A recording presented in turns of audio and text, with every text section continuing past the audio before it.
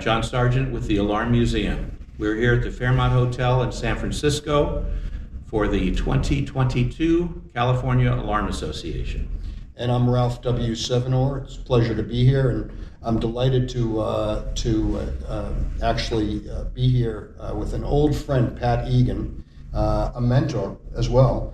And I'm going to turn it over to you, Pat, and tell me a little about how you started. Well, I hope we have enough disk space to go back, but it was back in 1969, graduating from Lancaster Catholic High School, and I didn't have the money for college, and I didn't have the grades for college. So there was a guy in the gymnasium, and it was my senior year in high school, and I wasn't paying attention. I hadn't paid attention my whole senior year, so why would I pay attention now? And he was talking about, I thought, Social Security. Unbeknownst to me, he was actually talking about the Selective Service. And the Vietnam War was still very active. And he became coming around the gym, talking to each one of the male of my 323 classmates, and he's asking what you're going to do. Are you going on to further education? Are you what are you going to do? Because if you weren't going to do anything, you were going to get drafted. Well, the fellow sitting next to me turned out to be my best friend, Rob Eckenrode. He'd already had things figured out, and Rob said, he stood up and he said, Robert C. Eckenrode, I've enrolled in Electronics Training Center in Philadelphia. I start class in September. And he sat down, I stood up, Patrick Michael Egan. I'm going to the same school that he's going to. And with that, I had to call my dad and mom that night and tell them that I wanted to go to electronic training school. I had no clue. Rob and I were both in the local volunteer fire department, and we were going to go for radio TV repair, and I had this dream to get an FCC license to be able to work on two-way radios in fire trucks. I didn't know what I was going to do. So in September, we went off to school, and it was a 12-month class about everything from the early transistor theory, and it contained a lot of math and a lot of practical applications, figuring out shorts and how a diode operated and the resistor values and colors and everything else. And I figured out by the end of that I really liked the electronic world. When I came back to Lancaster, I went immediately to the RCA two-way radio shop. And this is about 65? This is 1970. So 1970. I go to Don Cranch Radio, and I hold my FCC Class 2 certificate up, and I said, I'd like a job. Never thinking that the answer might be, you're qualified, but I don't have an opening. And that's what the answer was. He said, but my buddy across town, who does radio TV work, Andy Ressler, he's looking for somebody. So I said, great. So I drive across town to Andy Ressler, Ressler's TV and Refrigeration, 447 Manor Street, Lancaster. Remember that well. And he hired me, $2.10 an hour, and I became a tube jockey. That's when you would carry the big tubes into the house and open up the case, and you'd tap the TVs with your screwdriver or the tubes, and you'd spray tune the cleaner. You got 3 channels back then, no cable. We had antennas on the roof that would turn with the motor, Alliance motors, and I did that, and I did radio TV repair, mostly in-home repair. Did some antenna systems installations, and it was my second year there. My first year there, late 1971, right after school. During the summer, before going to electronics school, I worked at Garden Spot Lanes, which is the bowling alley in a little town called Strasburg, Pennsylvania. And I worked there part-time, and I worked at a gas station and went off to school. So after graduation from electronics school and working for a couple of months, hanging out at the bowling alley, thank goodness they had a break-in. And the owner of the bowling alley, Al Blau, said to me, can you put an alarm system in? And I'm 19 years old. The answer is, sure, you can do anything at 19. Yeah, what kind do you want? And he showed me a proposal from ADT that included contacts on the doors and some kind of motion sensor. I don't know what that was back then. And a telephone dialer, that ATA, Hialeah, Florida. Yep. Remember it well. And so I gave him a price. ADT's price was X. I cut mine in half. And ADT was $12 a month. And I signed him up for $6 a month. And I'll never forget Al Blau saying, what's the $6 a month for? And I had no idea, but I did say, well, if anything breaks, I'll cover it.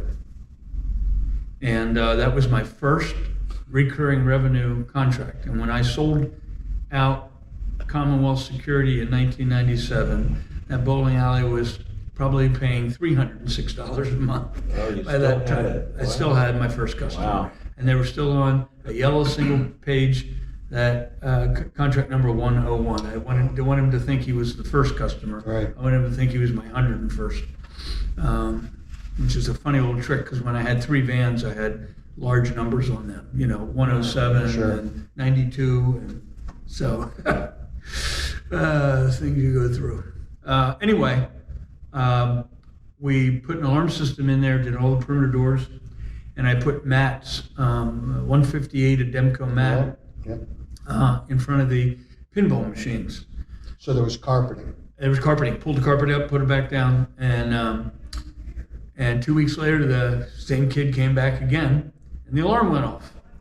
And the owner called me and said, look, this stupid alarm went off. And I meet him and the local town cop at 2 a.m. at the bowling alley. And he goes, look, all the doors are closed. I said, I don't know what it is. Well, I don't know. I don't know what it is. Well, let's go in. So we all go in together. I remember opening the aluminum glass front doors. The owner unlocks the key. The cop goes in first. Me, I'm right behind him. And here these kids are running with white pillowcases filled with coins. And they had used a brace and bit, and they cut a plywood thing out, dropped in on top of the pinball machines in the back, stepped down, and came up to break into the machines. So you were elated. They got caught.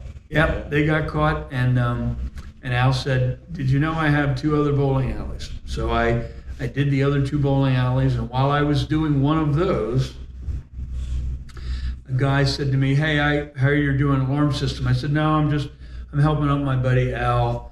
I'm not really. He said, well, I'm building a new beverage distributor store, and I'd like you to put an alarm in. I said, I'm not, okay. So I did his store, and he opened 2 more stores. And the next thing I knew, I had 15 customers, and then 20. And then, I don't know, I did radio, TV during the day. I did sales in between. The interesting part about 3 years with wrestlers, and I wanted him to go in business with me because his wife Thelma had a phone. UPS came there every day. He had a truck. I didn't have any of that stuff. And living in an apartment with Rob, and he was working somewhere else. So I got an olive drab. My first company was called Egan Electronics. How brilliant! And I got an olive drab shirt with Egan Electronics gold chain stitch, just like the Wrestler TV gold stitch. So in between service calls, I would take off Andy Wrestler's shirt, and I'd put on the Egan Electronics. I'd take the magnetic signs off the truck. I didn't have the money for signs. It was just a plain green truck. And then I'd go and I'd do alarm sales. And I'd sell it during the day, and then I'd get my buddies and we'd run wire at night. So that went on for 2.5, 3 years. And I finally changed the name in 1975. Wells Fargo had a shield back then. ADT had a square. And so I did a triangle, and I called it Commonwealth Security Systems. We were the state of Pennsylvania. I had some brilliant idea that I was going to be all the way across the state of Pennsylvania. And that's how you got to Commonwealth. That's how I got to Commonwealth Security. So I still have my Egan Electronic and Commonwealth Security gold olive drab shirts in my closet. So in any event, we incorporated the company called Lancaster Alarm Company Incorporated. We traded doing business as Commonwealth Security, and that was my first really big company. What year was that? That would have been 1975, and I resigned from Wrestlers because I was doing more and more security alarm work. I had placed an ad in the Yellow Pages and got a business phone line and connected it to an answering service. And I went home in the middle of the afternoon, and the phone was ringing, and it was the answering service. And the lady at the end of the name, her name was Jo Zerker. She said to me, "I've been calling you for 3 weeks. I have 10 messages." And they were call-ins for alarm systems. Great. And no pagers. I mean, there were pagers. I didn't have pagers back then. Mobile phones, too expensive. So I had to rely on the messages, and no waiting light on. I'd come home and I'd have to call the answering service. I didn't know it got hooked up. I didn't know the book came out, and she had already had a dozen leads or more. So I started running them, and I got sales, and I just told Andy I'd asked Andy and his brother Clarence to be partners. And at Commonwealth's 25th anniversary at Hershey Motor Lodge, Andy and Clarence and their wives came, and Andy stood up and said, had we known he was going to be this successful, we'd have been a lot nicer to him when he worked for us. So that was true statement. So Commonwealth ran from 1975 to 1997. So how was at that time, were you pretty local in the town, or were you looking to expand? We were in Lancaster, Pennsylvania, and then I opened an office in Carlisle. I bought some accounts from a company called Moorfield Communications, and he had 3 blocks of accounts. The west Susquehanna River divides what's called the east and west shore of Harrisburg. Harrisburg is the state capital. Lancaster is about 25 miles away. Moorfield had the west side and on down towards Carlisle, which is today as a transportation hub filled with box warehouses, hundreds of them. But nonetheless, we bought these accounts from Moorfield Communications, and he had a block in Altoona State College and a block in the Harrisburg area. They were really a interconnect telephone company. Long before IP, they were doing the multi-button, big fat cable telephone systems, all that stuff. So Moorfield decided we really shouldn't be in the alarm business. And I remember we got about 600 accounts. There was about 50 of them in York, Pennsylvania, and that was across the river. I didn't have business over there. It was a good friend of mine, the late Bruce Schenberger, and he partnered up with me, and we bought Moorfield's accounts. He took the York accounts. And now, these weren't monitored accounts. These were local. These were local Bell accounts. Some had a leased line to answering services. I didn't know anything about that at the time. A lot had some tape dialers that were calling answering service. There was no real recurring revenue. So we bought the customer list of about 600 accounts, and we paid him $25,000. And Bruce, I think, ponied up $5,000, and I paid $20,000. How'd you determine the $25,000? Who knows? We just pulled it out of the air. Wow. But here's the best part of that story. So we signed all the paperwork, and we paid John Moorfield, big, tall, 6'6" guy, he's long gone. And we get a call the next day, and from his warehouse guy saying, "When are you coming for the parts?" And I called Bruce. I said, "Bruce, is there anything in?" He said, "No." John said there was nothing in the agreement about the parts. So I called John and said, John, we're getting a. He said, oh, you can have all the alarm inventory. We just, go get it. We got about $50,000 worth of alarm that's crazy. inventory. Wow. He had 300 Ademco smoke detectors. Wow. That were $60 back then. Yep. And 527, was it? 527 with the bulbs. So we got about $50,000 worth of inventory and a free customer list. Wow. And of course, Bruce I only wanted to give Bruce his proportionate. I said, oh, you only paid 20% of the purchase price. You're only getting 20% of the inventory. Well, he got there quicker with his pickup truck than I did. Oh. and I didn't get my fair share. But then I bought Bruce's company years later. So I built Commonwealth Security through inside sales, organic growth, building a sales team, and through acquisition. And I acquired lots of companies. Little companies, big Yeah, companies. in Commonwealth days, I bought probably about 150 alarm companies. Wow. Smallest 30, 40, 50 accounts. The largest acquisition, I bought Sonatrol of Central Pennsylvania, and it was about $3 million, but the number of accounts, but they were higher ARPU. They were 65 at that time.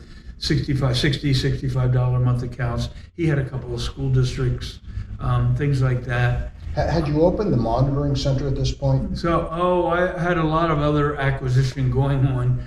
I was always looking for the next thing. When I realized the only place to get a pager in 1975 was from Denver and Effort Telephone Company, a local phone company that had a paging network. And all they had was a beep.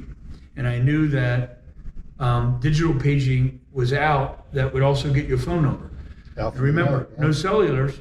So I don't want to pull over and find a phone booth to call unless it's a number that I know or it's a message, numbers first and then messages. Mm-hmm. And if it was answering service calling, then I knew that they had a sales call. So Denver and Ephrata only had the beep, $16 a month. And my guy's name was Ashcroft. I just remember I said, Frisbee was his name. I said, you got to get digital page. There's not enough market. We got 200 customers. Their pagers are for farmers when the milk truck's coming and all this. So I filed for an FCC license for a paging license. And I opened up a company called Lancaster Radio Page Incorporated, doing business as Access Telecommunications. And at the peak, I had, I think 16 or 17 towers on a UHF network throughout central Pennsylvania. And we were approaching back then 5,000-6,000 paging customers. Then Sully One came out with the mobile telephones, and of course paging then went two-way. So paging died, but I came out with the first numeric pager in Lancaster County, and I took most of D&E's business. They had to ramp up very quickly to keep what they had. Yeah. I also still participating very actively in the volunteer fire department, but I also then filed for the FCC license. It was a mobile telephone license, and paging was secondary. So I was forced to go into the mobile telephone business. So I bought a C-code mobile telephone transmitter, head end, whatever you want to call it. The mobile phones back then were $2,500. And so I had to put that up on the air to maintain the FCC license. I really made the money on the paging side. And we put about 10 phones out. And I had one of them and a few of my friends. And then I put a second channel on because the people that were on my phone line, Herb Fisher, that was a big real estate guy, and a contractor guy named Stolzfus, and then Marlon Thomas of the famed Willow Valley, which is the largest retirement community in Pennsylvania. Those guys were on the phone all the time, so I got a second license, second channel. And the only guy that had second channel was me and my wife. Our two cars had the second channel. So I always had dial tone when I picked up. And was this the old, a series of buttons to? Yes. I remember vaguely. Well, Bell had a system where you would pick up and you would get the bell operator, and she'd say, mobile operator, what would you be connected to? Right. And this was a pulsed, like a rotary dial phone made by Seacode in Dallas, Texas. So it would, and it would connect you to it was connected right away to dial tone. So it was an automated system. I was charging 10 cents a minute and $30 a month for a mobile phone back then. Who would have thunk? But Ralph, you asked a question about Central Station, and being involved in the fire department, I was good friends with the late Paul Lease, who was our fire chief, but also the county civil defense director. This is before they changed the term to EMA, emergency management. And Paul ran the little civil defense office, and there was scuttlebutt about having a central communications center, because Lancaster County is 83 volunteer fire departments and 40 volunteer ambulances and a bunch of independent police stations, police departments with 2 or 3 officers.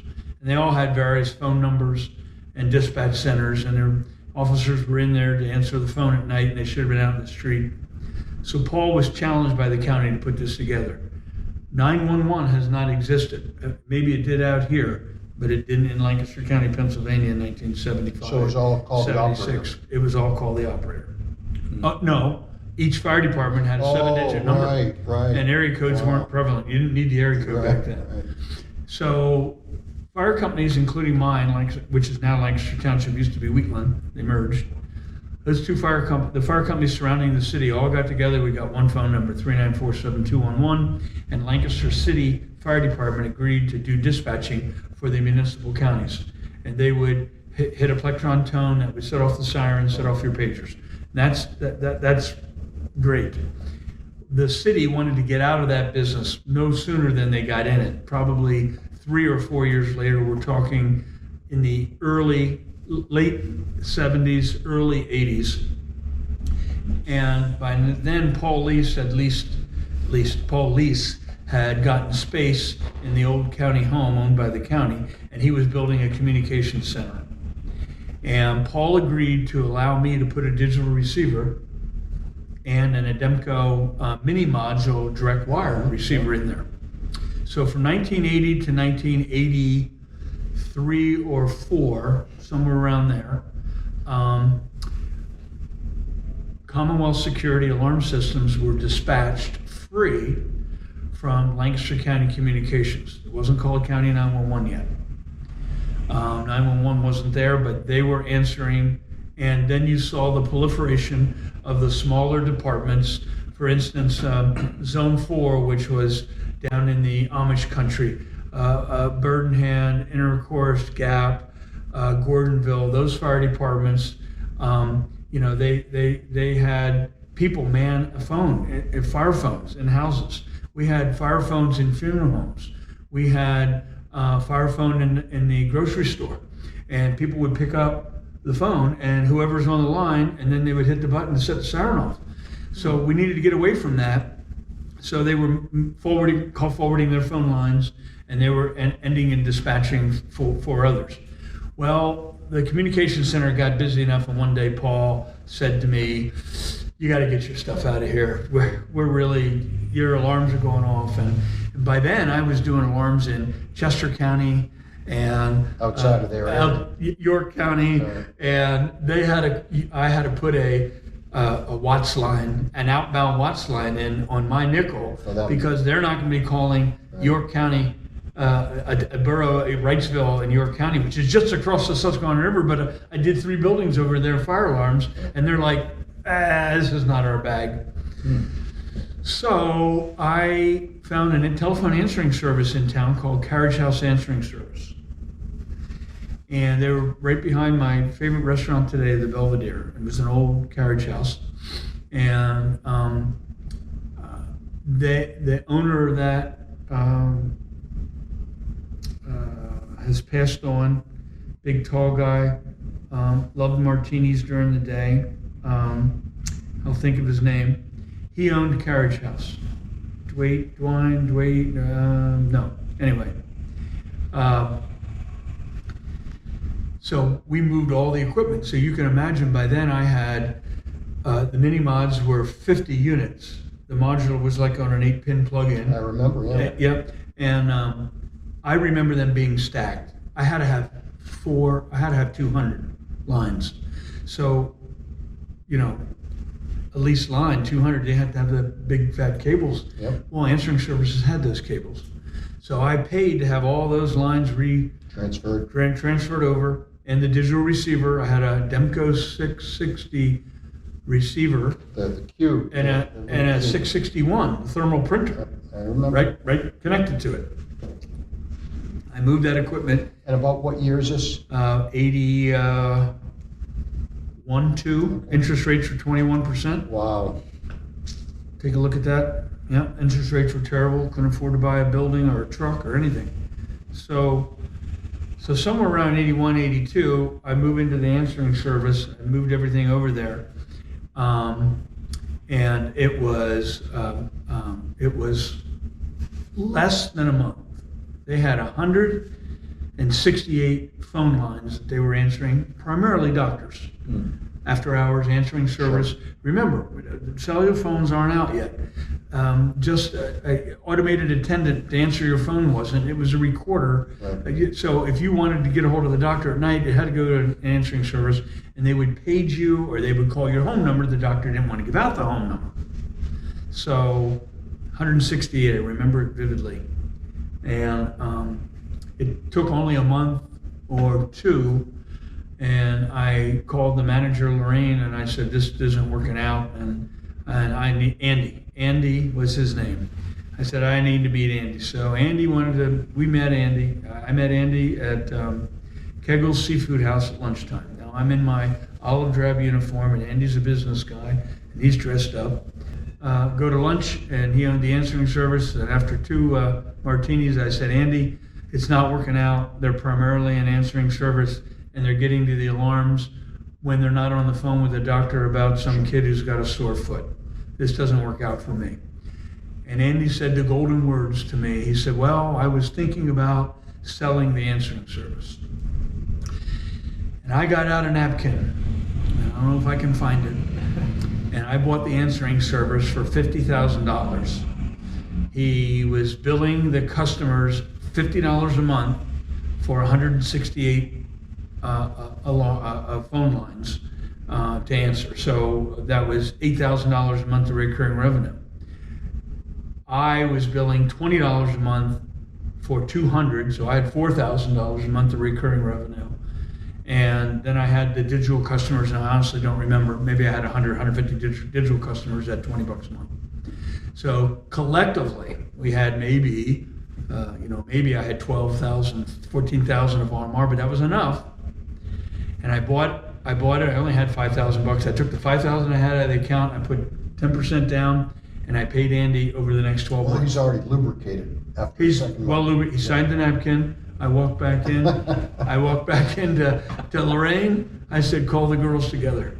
Shirley Chateau, Lorraine Coldren, Joe Zerker, Linda Pickle, who's passed away. They get together. I said, we are now an alarm monitoring company, and you'll answer the doctor's lines if you're not dispatching a critical alarm. And that was the beginning of the first central station. Wow. So in 83, when interest rates came down, 84, I bought a building in Lancaster, 20 East Walnut Street. There was no roof on it. I bought it for $15,000. And I went to get a mortgage. And nobody's going to give me a mortgage. At that time, I had about $30,000 a month of recurring revenue, maybe 6 or 7 technicians, small little office in Carlisle. And I failed to mention, but the Moorfield accounts in Altoona State College, I hired a technician, and my sales manager, Ray Bear, and myself, every other 2 weeks, we would go out to State College, do the sales calls, wrap it up, and come back. So we had a small little footprint out there with a couple hundred accounts. But we had some good accounts, some bank accounts and things like that, because they're in the middle of nowhere. And there was no ADT, there was no Wells Fargo, there was no national companies, there was no, it was just a local electronic guy. So So all of a sudden, I've got 3 offices, and we're renting in Lancaster. So I buy this building, and I couldn't get a mortgage. So very brightly, I used all of the cash we had in the bank, $30,000, $40,000, $50,000, and remodeled the building. It was wonderful. We moved in. I used all my capital. It was broke. Stupid thing. Had some apartments, sold off some apartment buildings. My accountant said, you got 9 apartments. You got this alarm business going. What are you doing here? You're doing 11 things. You need to do 1.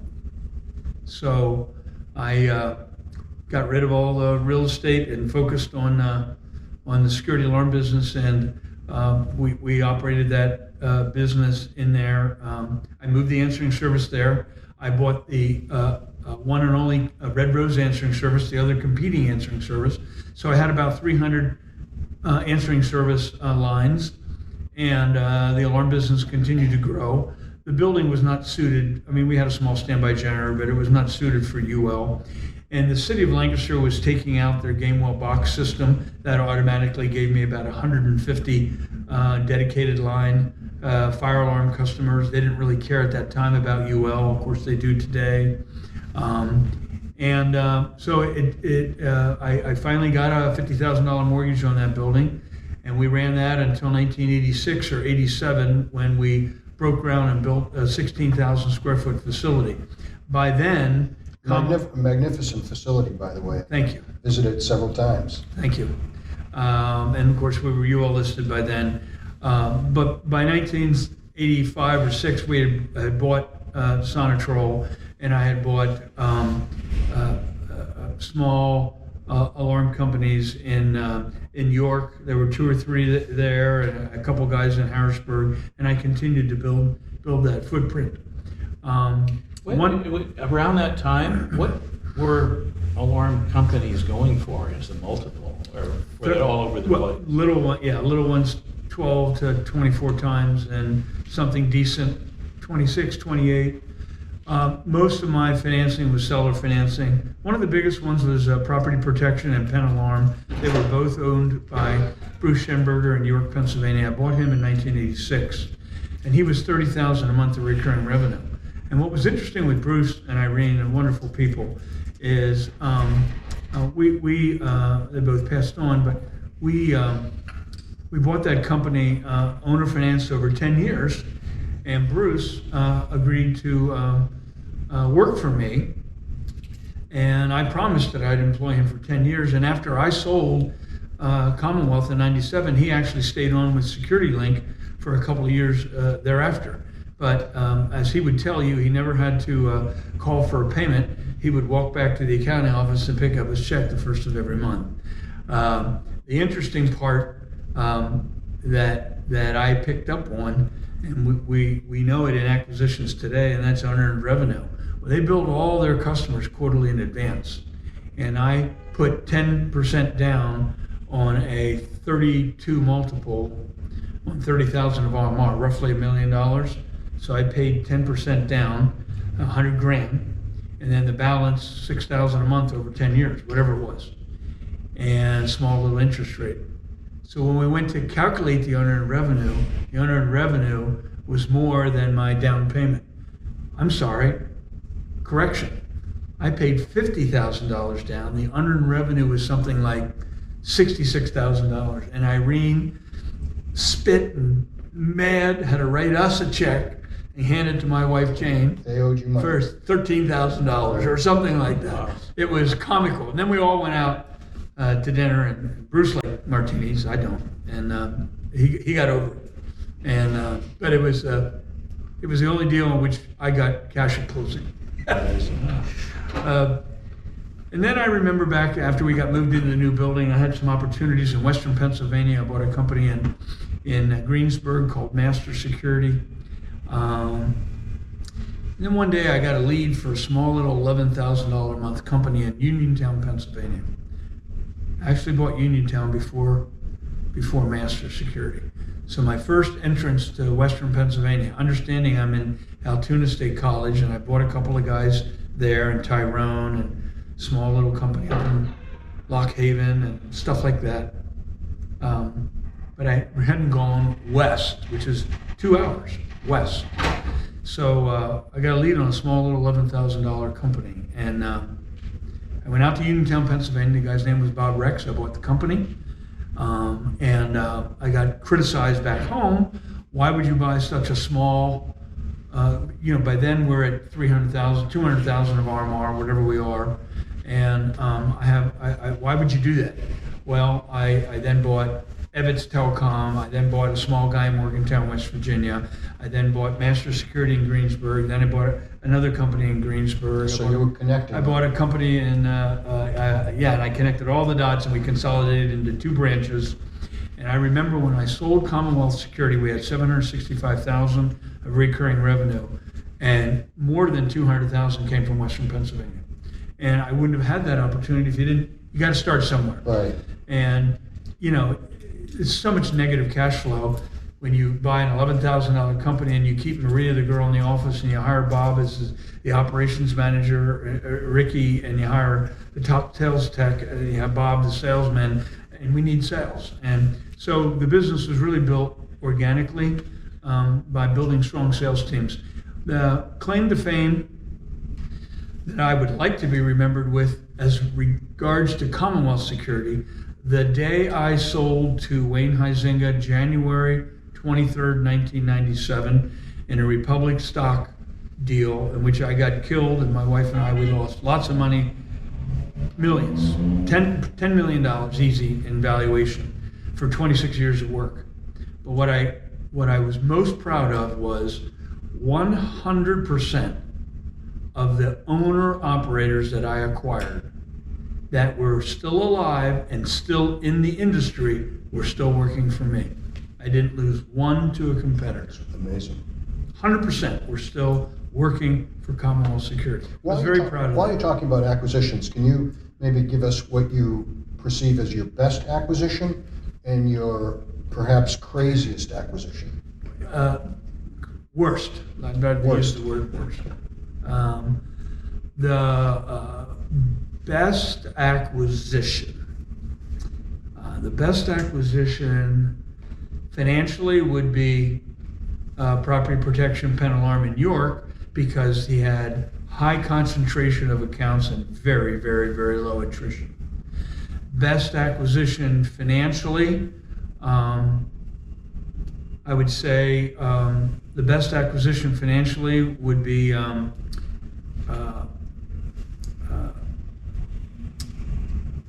bought a company in Richmond, Virginia called AIC. That was probably the best financial acquisition I bought. And geographically, how far? Richmond was 3 hours south of Lancaster. Another good acquisition was Jim Paquette's company in Bel Air, Maryland. Jim had a very nice company that we acquired. The name should not slip my mind, but it did. So that got us into Baltimore, suburban Baltimore. And Commonwealth was a major provider in small markets. We were never in Pittsburgh. We were never in Philly. We had some accounts. We were never in Baltimore.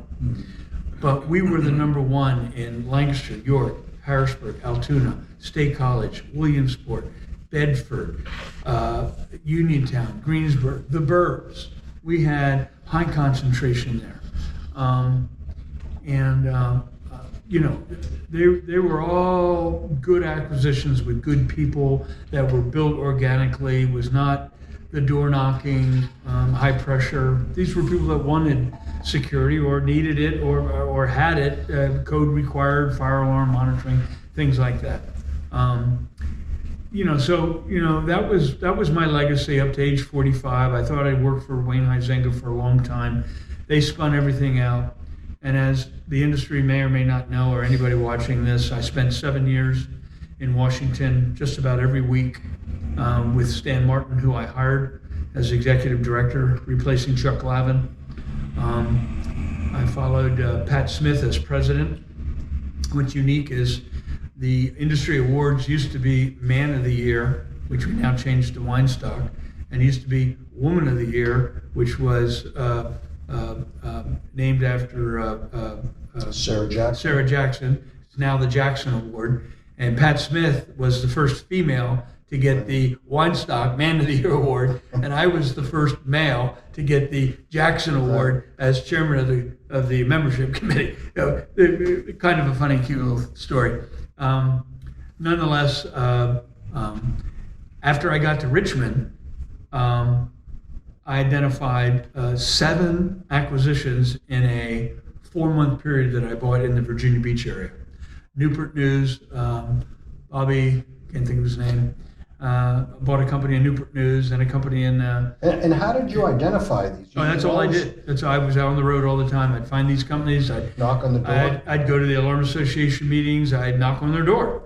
We'd do press releases. We'd send a letter out to everybody in the Tidewater area. We just acquired ABC Alarm, and if you're interested, call me. And so I did 7 acquisitions in 5 or 6 months. Incredible. Put them all together in one location, and all of a sudden we had $125,000 a month of recurring revenue in Tidewater.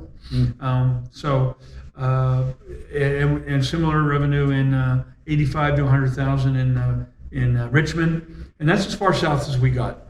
I was a founder of Security Network of America, which is now Net One. I think they still call it that, with Bruce Westfall and Bob Boniface and I in a hotel room in West Palm Beach, Florida, near the airport.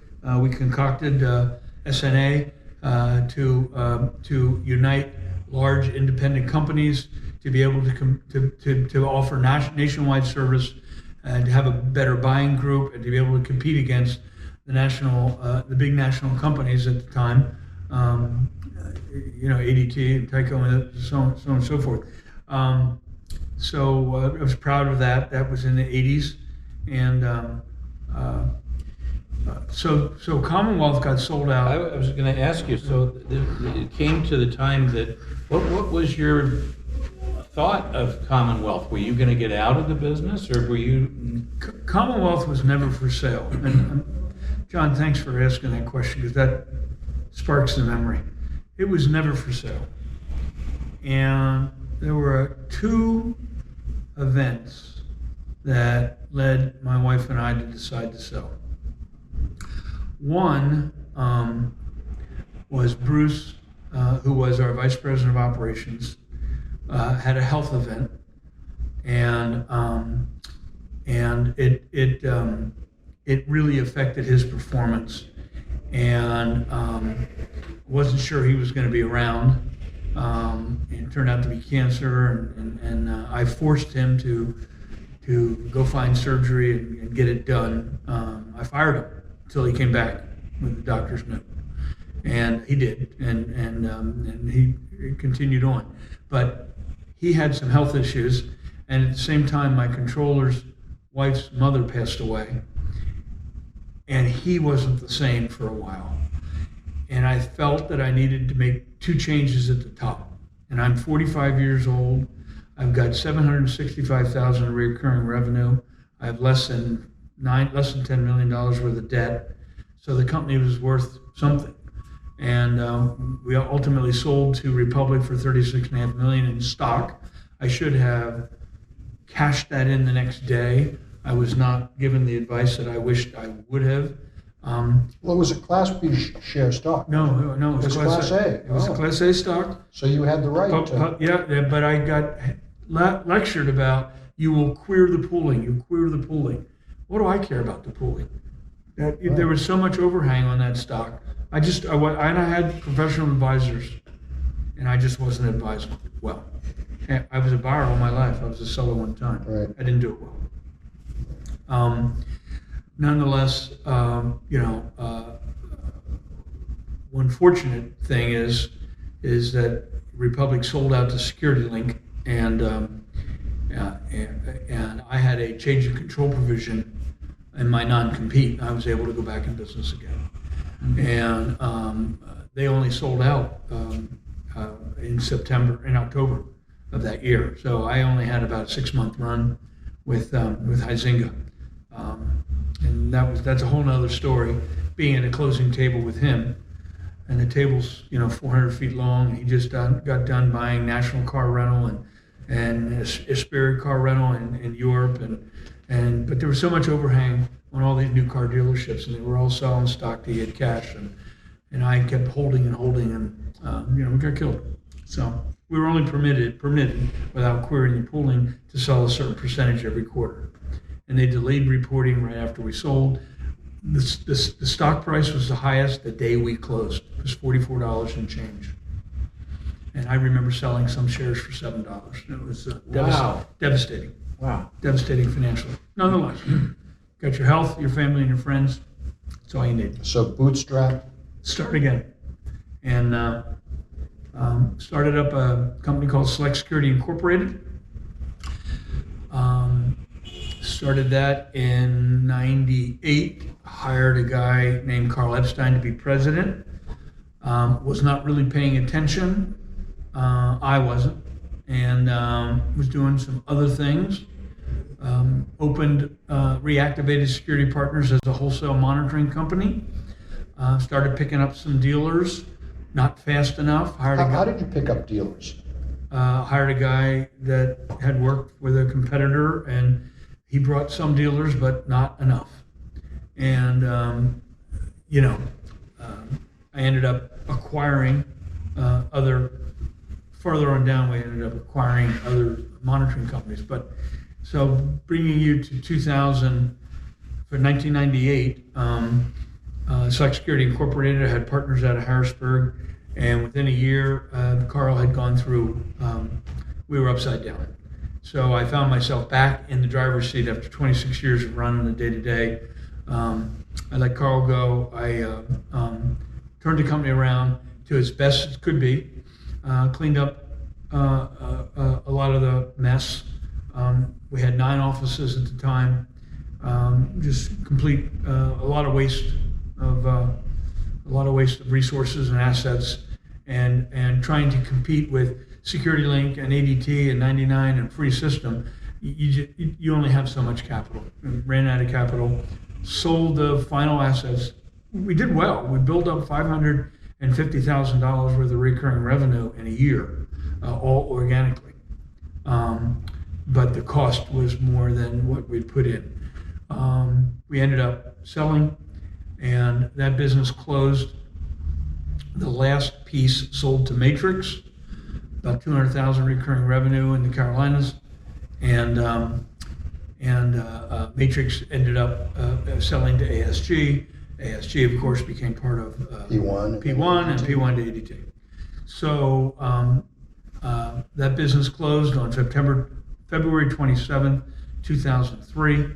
March 1st, I opened up Court with a K. All my daughters are Carrie, Kelly, Kristen. They all played basketball. Court Security Partners, doing business as Select Security. I was fortunate with the last seller to get a monthly retainer to service the accounts they bought in the area, and I honored that non-solicit, just gentleman's agreement. I kept the name, I kept some trucks, and we started with 12 customers. Built that up through acquisition to 55,000 customers, which brings me to my worst acquisition. I had 2 worsts. One would be considered Secure US, which was an absolute mess in Morgantown, West Virginia. And I wouldn't say that except that the late Mitch Brozick has passed away. Mitch was a very, very, very interesting guy, if I'm being kind. But nothing appeared as it really was. There were forged contracts, missing contracts, fake financials. It was a mess. While we got it at a great price, it was a mess. We had to go through a federal court. I got hired as a manager. That's a whole nother story. I managed it for a while, then I pulled back. I didn't want to buy it, and they brought me back in. Their attorney, he borrowed money from his aunt. He fraudulently forged her signature. She lived in Harrisburg, Pennsylvania. I was working for her, managing it until it got sold. It went to public auction. The bid, Vector was there, Guardian was there. the highest bid was less than what they were willing to take. And then they called me afterwards and said, why didn't you bid higher? I said, I was the highest bid. Did you want me to say, oh, Judge, I meant another 200,000. Oh. They went at 3.2. I bid $3 million. I said I wasn't going to bid against myself. I was a high bid. Everybody else stopped. Right. So this is federal court. This is a court-ordered sale. Nonetheless, that was a mess, a hard one to manage, to take over. And then the black sheep of the family was Alarm Force. I should have never purchased a residential accounts of Alarm Force out of Canada. They were all over, a tremendous amount of attrition, misrepresentation. We spent a lot of money converting about 10,000 of those accounts on new panels, new contracts, and things like that. But the end cost forced the collapse of Select.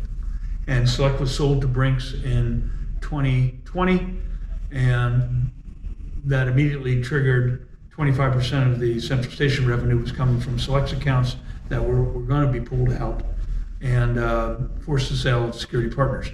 Security Partners, on the other hand, was a nice $800,000 a month wholesale monitoring company.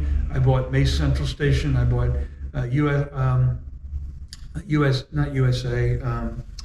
I bought Central Station in San Antonio. You think I remember that? I bought a company called One Time in Las Vegas, and there was another smaller one we bought and closed down. And with that, we got dealers. Was your vision to pull all these together to be to have redundancy? Oh, so that was the goal. We were intentionally in Security Partners. We were in 3 different time zones, and we were in Anaheim. Then I moved it to Vegas, but we were in 3 different time zones and 3 different power grids of the 12 power grids in the country.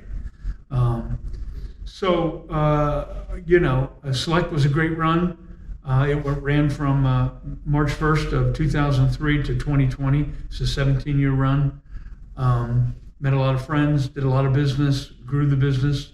We had $2.1 million of recurring revenue performing at the end of the deal, and wholesale was about almost $800,000. With Security Partners, we had moved to a different Central Station across the street. And Security Partners got sold to cops, and that's pretty much my story. I'm out of the business now and only consulting under the name Egan Security Group. I'm proud that my son-in-law, Alex, who's worked with me for 13 years, recently resigned from ADT Commercial here in Sacramento, and he's going to work on the West Coast. I hung my shingle out a year and a half ago. I've closed about $25 million for the transaction so far, and we've got a lot in the funnel representing sellers and buyers, and it's an exciting time. And the industry has obviously taught me a lot, and made a lot of friends, put a lot of miles on. Know all the buildings in Washington. Lobbied to keep the regional bell operating companies. What did they call it? The dinosaur or the dragon? Arbacosaurus. Arbacosaurus, yes.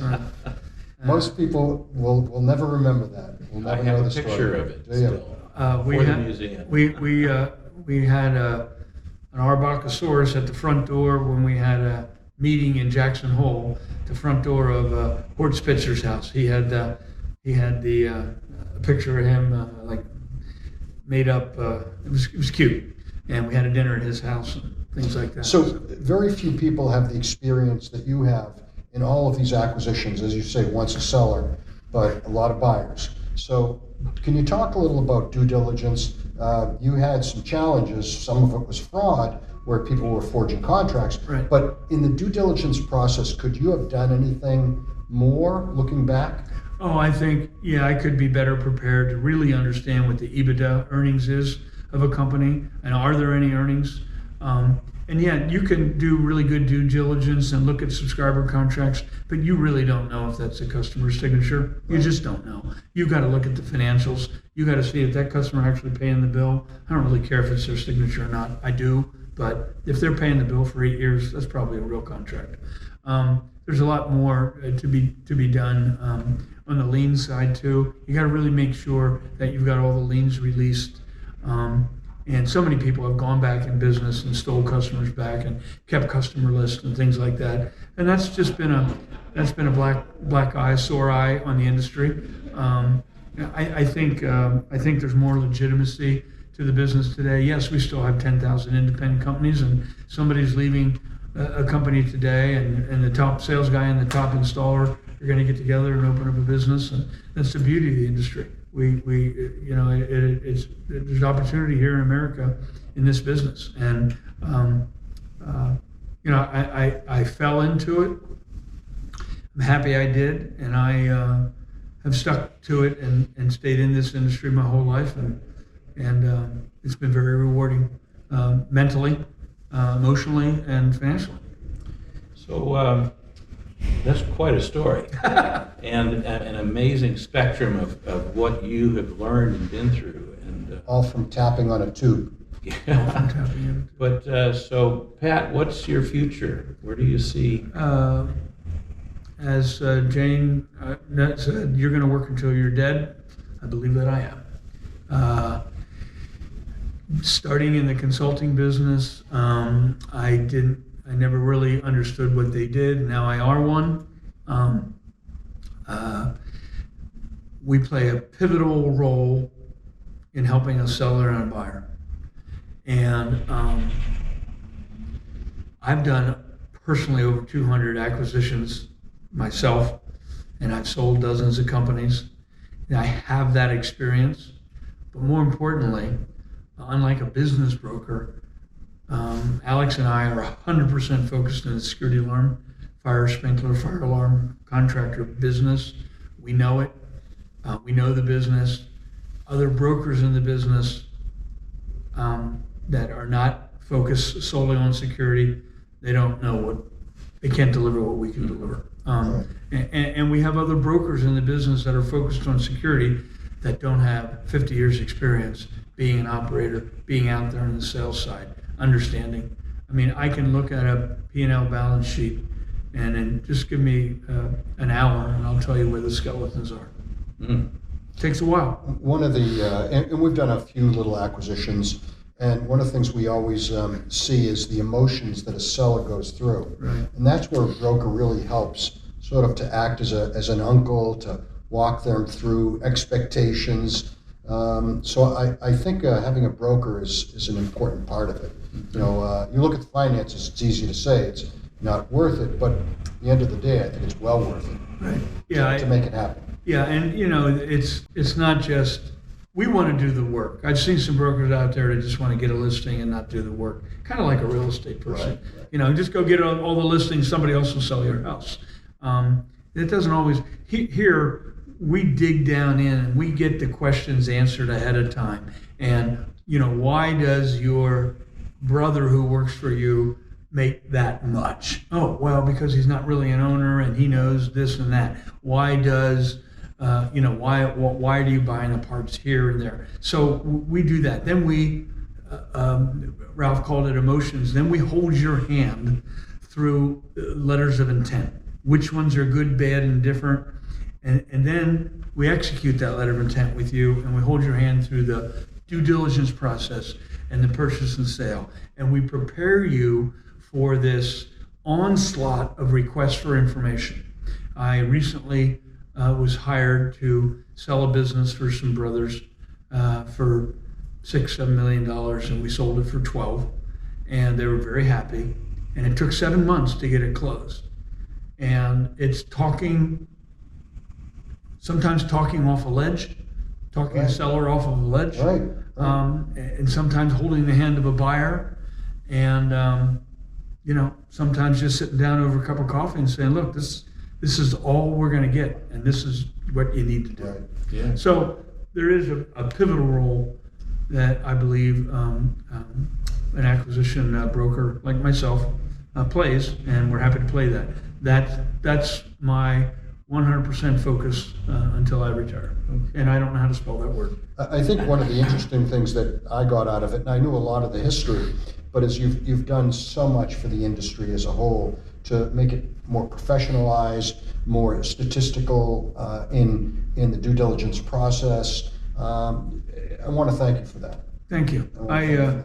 Very proud to be a BFA president in 1992. Very proud to get the Weinstock Award. I was very proud to put together the charter chapter program. I personally went out to every state chapter to put that program together. And I know it's been disbanded, but it had its place and its time. And while we'll probably never have a national alarm license that I've advocated for years, the industry and the state associations and have really stepped to the plate from a professionalism standpoint. We do have better subscriber contracts. I believe we have better installations, minimum standards, and code compliant. I think the industry is better, and I'm glad to have played a role in that. Yeah. So Pat, I think we've pretty much reached our time, but I wanted to just ask, is there anything else in closing that you'd like to say? I think I've said it all. Thank you so much. Thank you. Pat, Thanks for thank you having very me. much.